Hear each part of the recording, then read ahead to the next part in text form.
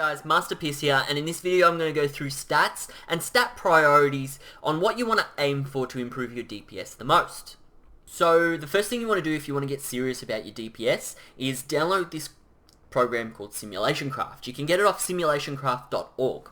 And what you do basically is you just go to import once you've downloaded, find your character, click import, it'll import from WoW Armory, so log out with whatever gear you're wanting to sim. It'll come up like that, then just click sim, and then after that's done, it takes a little while, it'll come up with your results. So you can basically test every time you get a piece of gear. So if you get an item level upgrade but you lose a bit of mastery or you lose a bit of crit or whatever it might be, you can just sim it and find out if it actually is an increase or not. First thing we should go over is what each secondary stat does and why it benefits our class. So critical strike is just more damage when it procs. But with the Frost Death Knight we've got some added bonuses. So killing machine. With our auto attacks, killing machine will proc a free critical strike on our obliterate or our frost scythe. So having more critical strikes on our auto attacks just means we're going to have more guaranteed critical strikes on our obliterate, so we can spend our runes more efficiently. Haste. Now, haste is increased attack speed. So, increased attack speed means more auto attacks. More auto attacks means more killing machines. So you line this up with a higher critical rate. So more auto attacks with a higher chance to crit means more killing machines. So having those two crit and haste stats really high is just going to benefit us in the long run. But it also adds the rune regeneration rate. So that's really simple. The quicker our runes are coming off cooldown, the more we can use obliterates. The more we can use our frost strikes because we're getting more runic power from obliterates. Mastery. Now, mastery is not too highly valued for us, but it does get really highly valued once you hit all the breakpoints that you'll see in a moment. So it's just increase all frost damage. So your frost strikes, your frost fever, your howling blast, your glacial advance. These are just going up and up and up. The last is versatility, which is the same for every class. Just increases damage, overall damage and overall healing done, and decreases damage taken. So this is a really nice stat. Really hard to get a lot of it because a lot of the right gear doesn't have it. So unlike most classes, Frost DKs have breakpoints in their stat priorities. So instead of just stacking haste as much as you can or stacking crit as much as you can, the Frost DK gets more value at certain points of certain stat values. So when you first start gearing off, you want to get 20% crit and 20% haste. They're equal in value. Once you've got that, then start aiming towards 25% crit. Once you've got your 25% crit, 20% haste, start aiming towards 4% versatility. Now this 4% versatility is really, really important and you get a lot of value out of it, and I'll show you why shortly. After you've got your 25% crit, 20% haste, and 4% versatility, start aiming to get your haste up to 25% and your crit to 31%. So ideal stats, you will have, ideally, 31% critical strike, 25% haste, 8% versatility. Now, 8% versatility is really, really high, but this is like perfect ideal world. And then whatever mastery you can get. Now, in saying that, when you're gearing up and you begin your journey to a Frost DK stats, strength above all.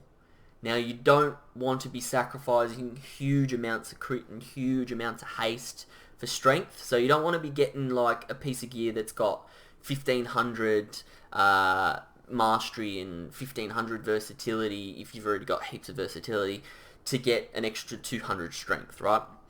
This is where you're going to need to use your simulation craft. So you can put the piece of gear on, you can check if the huge amounts of crit or haste that you've lost are worth the strength gain. Now generally it will be, because strength value is very, very high for the Frost DK, but just check, because Again, breakpoints are very, very important for us. Now, they say the proof is in the pudding. So, here are some sims with my gear and what stats I've been able to do. And I'm just going to show you the difference in what stats give us what DPS. So, like I was saying, the ideal stats, and this is near close to perfect for me. So, 31% crit, 25% haste, 27% mastery, and 4% versatility, giving us 409k DPS. So, that's pretty decent. On another sim, so next one. So I moved some stats around to give us a little bit more haste and a little less crit. So this is where I'm saying that a lot of values become kind of equal and you start getting a lot of value from other stats. But, very, very identical, still getting 409k. It's the difference of 200. For the difference of 2%, whether it's in crit or haste. So, whether you've got the crit or the haste, not going to make a huge difference here. Now remember when I said how important that versatility was? So I got rid of my 4% versatility and I put it into some haste because that's the ring I had. I lost almost 4k DPS just doing that. So this versatility, that 4%, is so important. Like, if we were sitting back at 20% crit and 20% haste, and I didn't have that 4% versatility, it would actually really, really show in what DPS you've lost. So really aim for that 4%. Now, here we've got a lot more haste, so we've got 28% haste, but we've sacrificed a lot of crit, so we're down to 24% crit.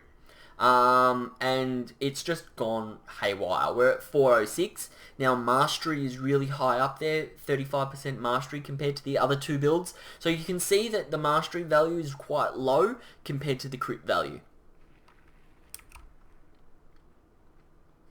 And this is another one where you get a similar DPS to the previous two, the first two, but we're sitting at 29% haste. So that's a lot of haste. Either or, like I said, if you need to sim your own character, because 29% haste versus 31% crit is going to get you a very, very similar value. So do sim your own characters to see where you're at. Personally, if I saw the difference between 500 DPS, it's not going to matter. Who cares? 500 DPS. It's going to come... When it's 500 DPS, it's going to come down to how good you are at playing your class rather than, you know, how perfect your stats are. That's it, guys. As always, thanks for watching. If you found this useful, please subscribe to the channel. If you have any questions or anything you'd like to add, please in the comments section below. Masterpiss, out.